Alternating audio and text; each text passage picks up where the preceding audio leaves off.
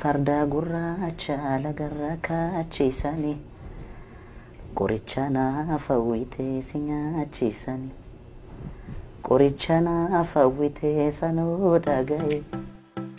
Ashama akkam jirtu daawwattoota sagalee kitaabaa.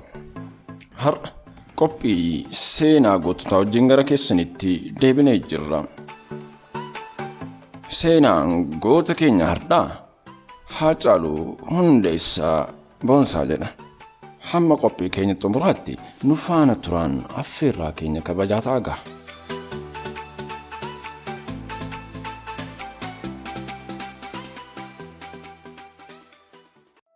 Weellisaa Haacaaluu Hundeessaa kan dhalate abbaasaa obbo Hundeessaa Boonsaa fi haadhasaa addee guddattuu Horaarraa bara 1976 kan inni dhalates naannoo Oromiyaa godina Shawaa Lixaa bakka wiirtuu qabsoo Oromoo taate magaalaa Ambootti dhalate.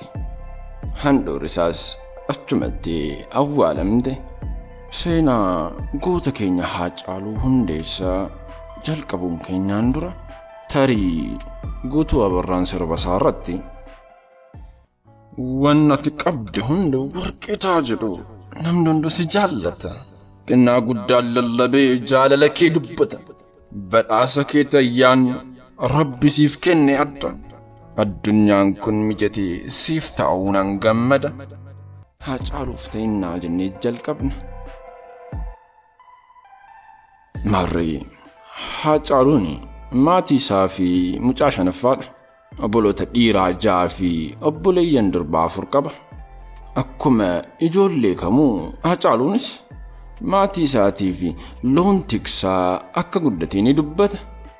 Marree umriin isaa mana barnootaaf gaafa ga'etti mana barumsaa Oddoo Liiban sadarkaa tokkoffaatti barnoota isaa bara 1981 tokko jedhee jalqabe. Mana barumsaa Oddoo Liiban jechuun magaalaa Amboo keessaa ganda Duwwaajaa keessatti kan argamu yoo ta'u bakka Haacaaluun itti dhalatedha. Barnoota isaa hanga kutaa 12tti achuma magaalaa Ambootti mana barumsaa sadarkaa lammaffaa Ambootti barate.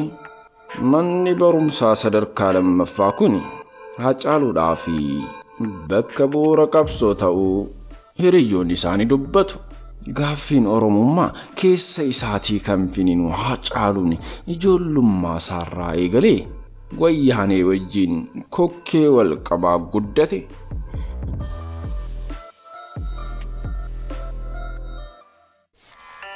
Haacaaluun magaalaa Ambootii fi olmaa guddaa qaba.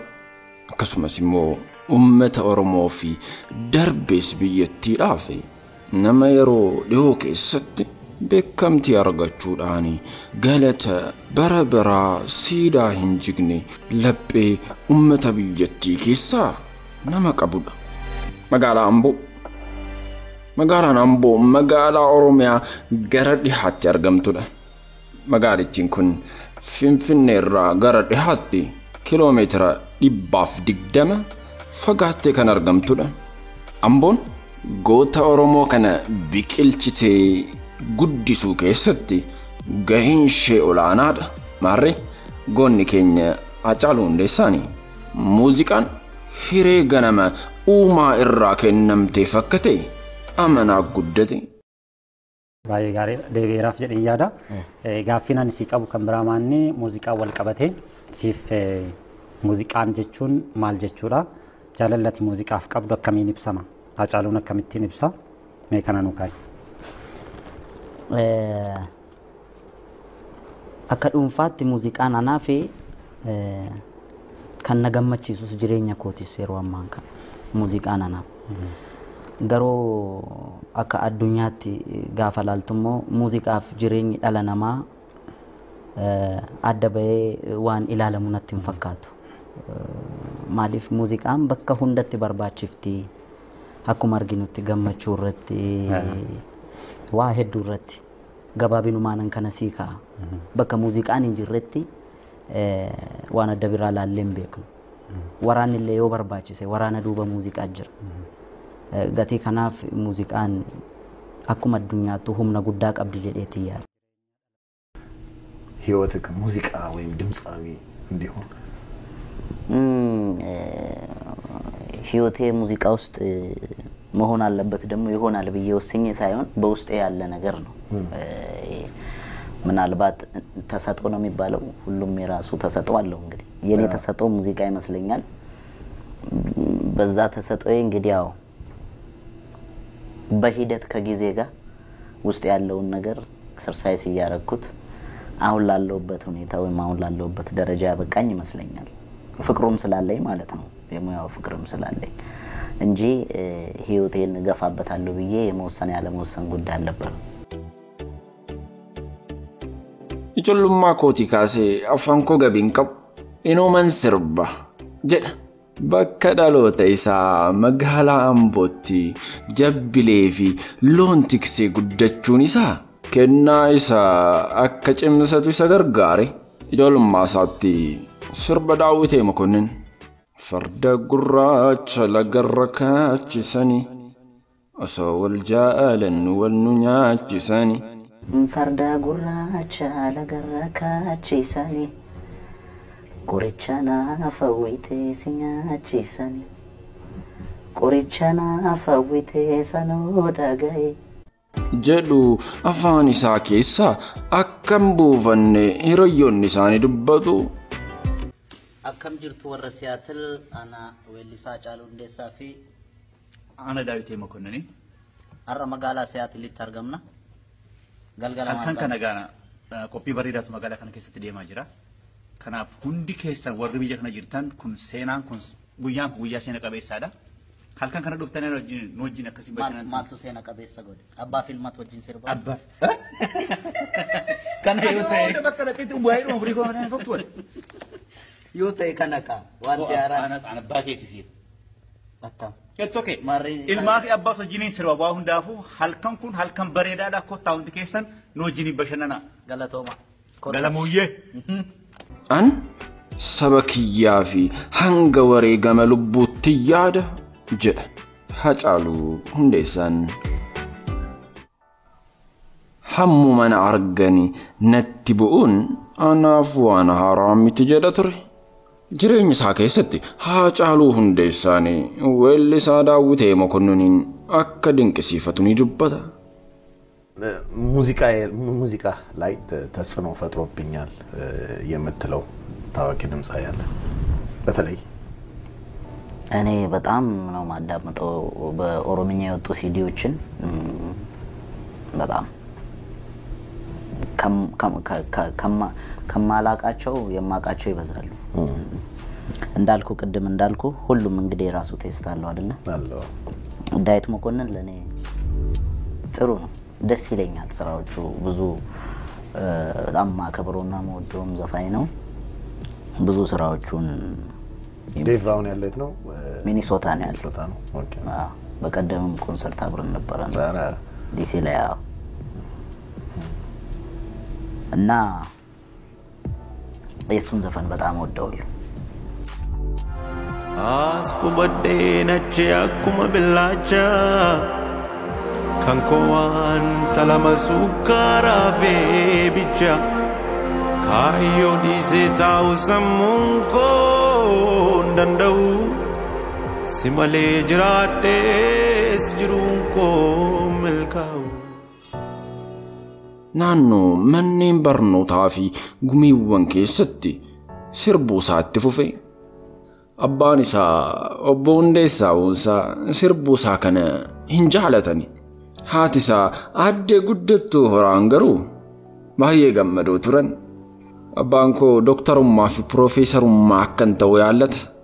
Sirbituun mana hin godhattu alalee taati jechuun akka ani hin sirbine didaa ture jedha. Ogummaa muuziqaa kanatti naaseentu maatiin kee badaas deeggaraan turre jedhamaa jira. Kun dhugaama sobaadha. Abbaan koo hin jaalatu. Akka aadaa Oromoottidha namni sirbu alaleedha jedha. Alalee jechuun egaa ka hiikasaatti sabbeekaa sanyii keenya keessaa hin jiru azmaariin hin jiruudha hin jaallatu. Haati koo hin jaallatti. Haati koo guddattoo raa jedhamti. Baay'ee jaallatti sirbaa. Abbaan koo nama Oromaa ture. Dhugaadha. Ammas homaa badaa dhimma isaan qabuun. Isuma namni na beekee akkas ta'uufillee agas mara miti. Abbaan koo baradhee otoon sadarkaa guddaa ga'e. Kana jaallataa. Isa kaan immoo kubbaa jaallata. Otoon amman sirbu immoo yoo barumsaan naa ta'uu baate otoon kubbaa taphatteef hin gammada. Kubbaa maali? Kubbaa miilaa? Kubbaa miilaa jaallata. Abbaan isaa hojiin ilmi isaanii hojjetu baasanii dubbachuu haa baatan iyyuu malee akka isaan boosisu ni hasaasu turan. Inumaayyuu ilmi isaanii hojii aartii keessatti bobba'ee jiraachuu isaa guutumaa guutuutti akka itti gammadoo ta'an kan jalqaba dubbatanii fi afaanii baafatanii gaafa inni sirba wasanuu didoo isa jabbiloota koo yaa jabbiloota odaa jalaa kan nama nyaatuun nu keessa jira jedhee weellise ture.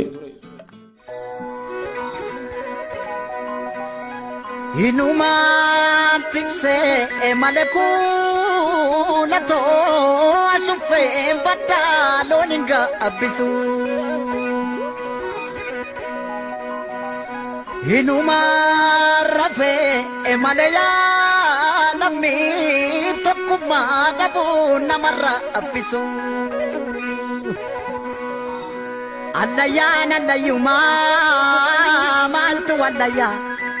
Nuru fajadai alagana laguma maltu alaga dan firajadai oborta ormina ma batu yo abano fi batate malay roro ormarra dufte roro dinarra dufte maltu namado Oh, abado wata male malo. Biya orma adakun naman ibu galun naman ibay. Biya ofi yagadi sa garbo adun naman argu jaran. Chamsa dufta mo birra ayasa wilenko saya nobori. Chamsa sinufno birra. Chamsa sinufnu birra kinufnu kalo nutti bitani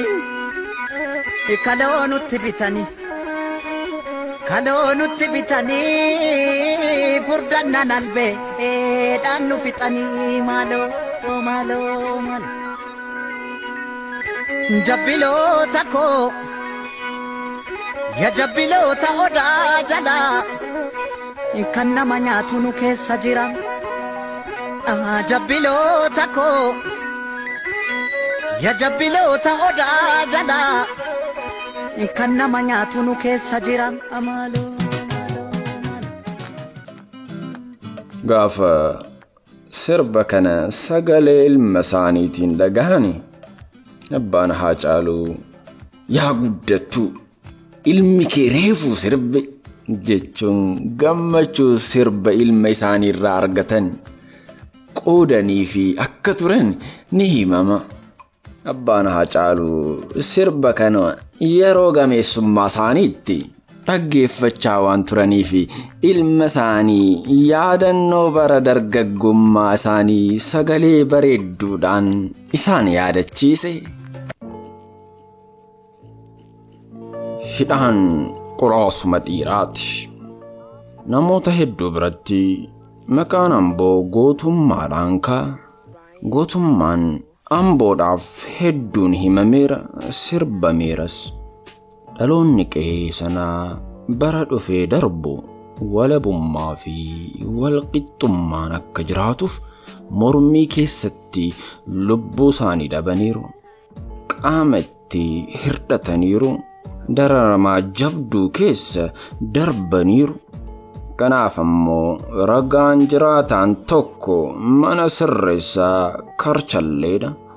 Namoonni baay'een gatii uummanni naannoo sanaa baase Karchallee Amboon haa dubbatu jechuun ibsu. kanumaafis ta'uun hin oolu Haacaaluu Hundeessaa kan akkas jedhee geerare. Geerari naan jettu meekee geeraruree dhiirri geerareen qufne hidhaa qaallettee jira. Dhiirri geerareen qufne hidhaa qilinxoo jira. Hidhaa karchallee jira. Karchallee amboo jira. Geerar naan Shakkamuu qofaan akka hidhame dubbata. Haacaaluun mana hidhaa ambootti dararaa hedduu argee jira. Reebichi hamas isarra ga'eera. Isaa firiyyoonni isaa waggaa 5 guutuu wayita hidhamanitti murtee hin arganne ture. Boodarra bilisaan gadhiifamaniiru. Murtee malee ganna 5 mana hidhaatti umrii ijoollummaa isaan hidhamus aarii fi haloo bahuun quba nyaachaan jiraanne. Inumaayyuu hidhaan ijoollummaan na qoraase. Daran na fayyade jechuun miidiyaalee garaagaraa irratti dubbateera. የተወሰነ ጊዜ እስር ቤት ነበርኩኝ። ሃይስኩል እያለሁ ለ5 ዓመት እስር ቤት ነበርኩ። በዛ ምክንያት ከሙዚቃ ጋር ተራርቄ ነበረ። ከዛ ከወጣሁ በኋላ ከዛ ወጥቼ በአመት ከ6 ወሩ ነው አልበም የሰራሁት። ቆይ አጃሉ 5 ዓመት አንተ ሃይስኩል እያለ ምናልባት እኮ ለአቅመ አዳም አልደረሰም ነው ደሜ ልጠይቀኝ ኖ ኧረ ከእድሜው ውጪ እንተውና 5 ዓመት እስር ቤት አንተ ለአቅመ አዳም ሳትደርስ እንግዲህ 10ዎች ውስጥ እያለ 5 ዓመት ተፈረደብህ ደርሻለሁ 17 16 ዓመት ይሆናል ታራ ስቲል እስር ቤት ገባህና 5 ዓመት ተፈረደብህ አይ አልተፈረደብኝ በተጠርጥሬ ነው የተያዝኩት ፍርድ ቤት ነፃ ነው የለቀቀኝ 5 ዓመት ሙሉ ካሳ ልጠይቅ እንዴ ኢትዮጵያ ፍርድ akka barataa Oromoo tokkotti waanuma barataa Oromoo ragautu narragaye kan biraa wanti haaraan jiru jedha sababa hidhameef yoo dubbatu. Haacaaluun yeroo kalcharlee amboo turetti hidhamtoota isa waliin turan kanneen barreessuu fi dubbisuu hin dandeenyeef hiriyyoota isaa fi bulchiinsa mana hidhaa waliin ta'uun barnoota ga'eessotaa jalqabsiiseera. Kalcharlee amboon alatti Finfinnee dhufees torban tokko maakalaawwii ture. Yeroo kana mara garuu abbaan isaa gaafa dubbisuu dhufani jabaadhu gurbaa hidhaan quraasuma dhiiraatti jedhuuni ture. Sirbuu isaa jibbanis ijoollummaan hidhatti hamileen isaa caba jedhanii sodaatan. Manni hidhaa garuu waan abbaan isaa isarratti jibban akka guddifatu isa gargaare. Haacaaluun mana hidhaatti ogeessa muuziqaa ta'e. Isa dura ani sagaleedhaan weellisuu malee walaloo fi yeedaloo barreessuun beeku ture. Kanan barii mana hidhaa sana keessatti albama jalqabaa keessaa sirboota 9 achitti fixee ba'e. Walaloos yeedaloos barreessee jira. Manni hidhaa amboo Haacaaluudhaa fi mana barumsaa ture. Namoota gurguddaarraa akka galagalfate yaada qaba. Akka abbaan jedhanis qoraafameera. Achi erga ba'es abjuu fi mul'ata isaa galmaan gahateera. Qoraasumni akkuma meeshaa aannanii fi mana urgeessu. Manni hidhaa Haacaaluu akka qoraasuma isa urgeesseera. Beekamtii fi jaalala guddaa uummata Oromoo biraa akka horatus qooda guddaa taphateeraaf.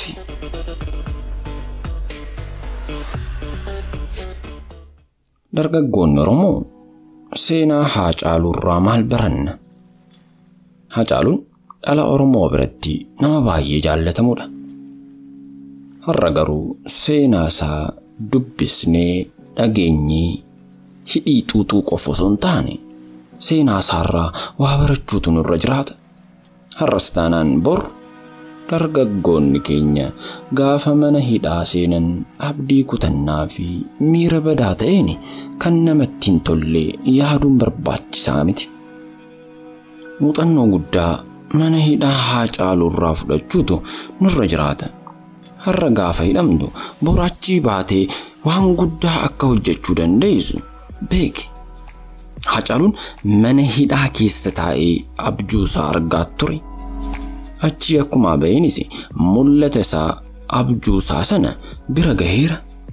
Har'as dargaggoonni keenya mul'ata keessan fuuldura mana hidhaa keessattis bakka barbaadan teessanii ilaaluu qabdu. Neelsan Maandeellaan waggaa 27 guutuu mana hidhaa keessa nama turedha. Waggaa 27 garuu mul'ata isaa argaa ture. Achi ba'ees mul'ata isaa galmaan gaheera. Kanaaf manni hidhaa bakka itti jijjiiramtee mul'ataa fi abjuu kee argitudha. Bakka lubbuun kee fi abdiin kee itti dhumu miti. Mana hidhaa keessatti ni qoraafamta. Manni hidhaa mul'ataa fi abjuu kee argitee bor gaafa baatu akka qoraasumaa akka urgooftu si godha.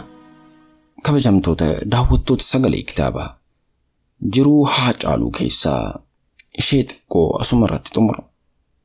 Seenaa gootota keenya kan biraatiin hanga walitti deebinutti nagaan nuuf turaa isiniin jechaa. Viidiyoo keenya yoo jaalattan like, share, subscribe gochuu keessan hin dagatinaa. Namoonni chaanaalii keenya Sagalee Kitaabaatiif haaraa taatan asumaan maatii keenya ta'aa isin jechaa nagaan nuuf turaa. Horaa bulaa.